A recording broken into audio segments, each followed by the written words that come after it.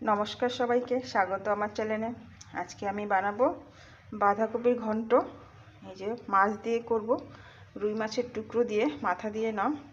এই যে কেটে নিয়েছি বাঁধাকপি, সঙ্গে নিয়েছি টমেটো কুচি, আলু আর নিয়েছি মটরশুঁটি। এবার আমি সবার আগে বাঁধাকপিটাকে একটু ভাপ দিয়ে নেব, হাফ সেদ্ধ করে নেব।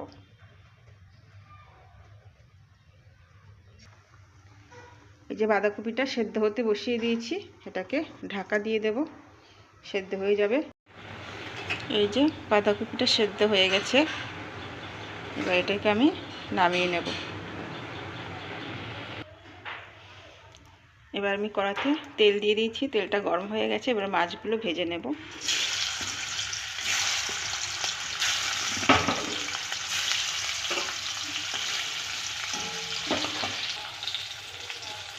এই যে মাছটা উল্টে পাল্টে ভালো করে ভেজে নিয়েছি, মাছটা ভাজা হয়ে গেছে।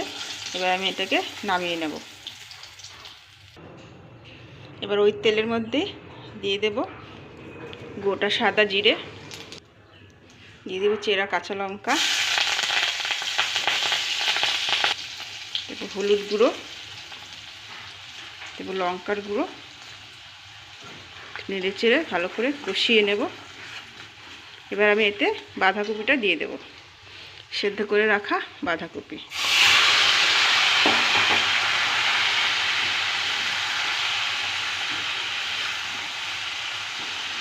এটাকে ভালো করে মিশিয়ে নেব।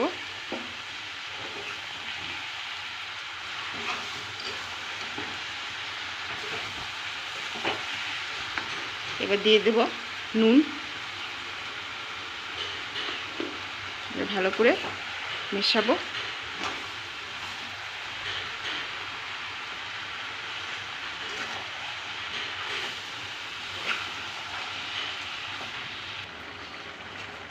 এটা এবার একটু হতে দেব, এটা হতে থাকবে। ততক্ষণ আমি মাছগুলো, ভাজা মাছগুলো ভেঙে ভেঙে নেব। মাছগুলো গোটা রাখবো না, একটু ভেঙে ভেঙে দেবো মাছগুলো।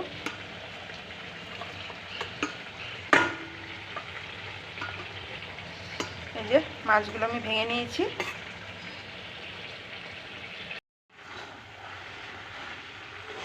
এবারে আমি এতে ভেঙে রাখা ভাজা মাছটা দিয়ে দেব। এই যে ভালো করে নেড়ে চেড়ে মিশিয়ে নেব।